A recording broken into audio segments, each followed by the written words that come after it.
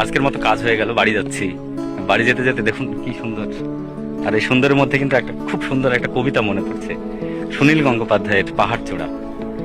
অনেক দিন থেকে আমার একটি পাহাড় কেনার শখ, কিন্তু পাহাড়কে বিক্রি করে আমি জানি না। যদি তা দেখা পেতাম, দামের জন্য আটকাতো না। আমার নিজস্ব একটা নদী আছে, সেটা দিয়ে দিতাম পাহাড়টার বদলে। কে না জানে পাহাড়ের চাইতে নদীর দামই বেশি। পাহাড় স্থানু, নদী বহমান, তবু আমি নদীর বদলে পাহাড়টাই কিনতাম, কারণ আমি ঠকতে চাই। নদীটাও অবশ্য কিনেছিলাম একটা দ্বীপের বিনিময়ে।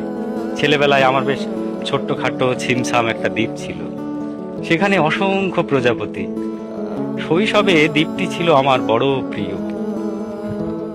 আমার যৌবনে দ্বীপটি আমার কাছে মাপে ছোট লাগলো।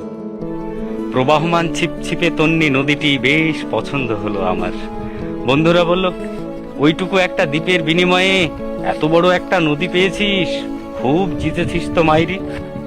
তখন জয়ের আনন্দে আমি বিহ্বল হতাম। তখন সত্যি আমি ভালোবাসতাম নদীটিকে।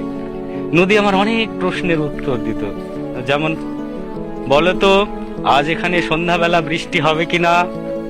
সে বলতো, আজ এখানে দক্ষিণ গরম হাওয়া, শুধু ছোট্ট একটা দ্বীপে বৃষ্টি।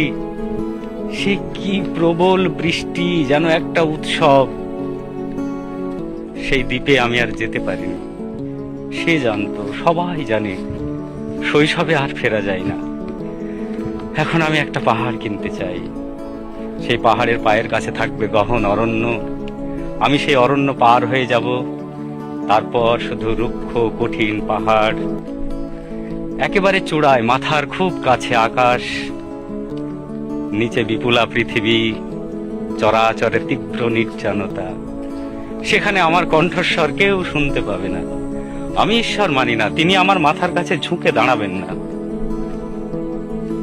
আমি শুধু 10 দিককে উদ্দেশ্য করে বলবো, প্রত্যেক মানুষই অহংকারী। এখানে আমি একা, এখানে আমার কোনো অহংকার নেই। এখানে জয়ী হওয়ার বদলে ক্ষমা চাইতে ভালো লাগে। হে 10 দিক, আমি কোনো দোষ করিনি, আমাকে ক্ষমা করো।